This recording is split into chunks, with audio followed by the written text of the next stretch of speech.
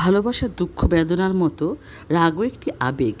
ছোট কিংবা বড় বিভিন্ন ঘটনায় আমরা রাগ প্রকাশ করি, কিন্তু এই আবেগটি বেশি প্রকাশ পেলে নানা বিপত্তি তৈরি হয়।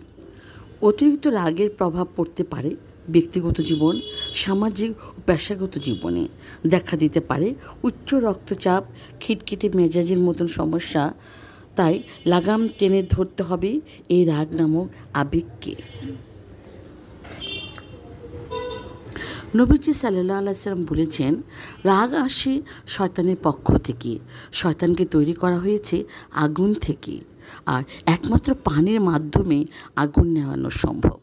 তাই তোমাদের মধ্যে কেউ যখন রাগান্বিত হয়ে পড়ে তার উচিত ওযু করা। আবু দাউদ, হাদিস 4786। রাগ সম্পর্কে নবীজি আরও বলেন, সেই ব্যক্তি শক্তিশালী নয় যে ব্যক্তি কুস্তি লড়ে অন্যকে ধরাশায়ী করে, বরং প্রকৃতপক্ষে সেই ব্যক্তি শক্তিশালী যে রাগের সময় নিজেকে সংবরণ করতে পারে। বুখারী, হাদিস 6809। এ কারণে নবীজি তার প্রিয় উম্মতদের রাগ করতে নিষেধ করেছেন।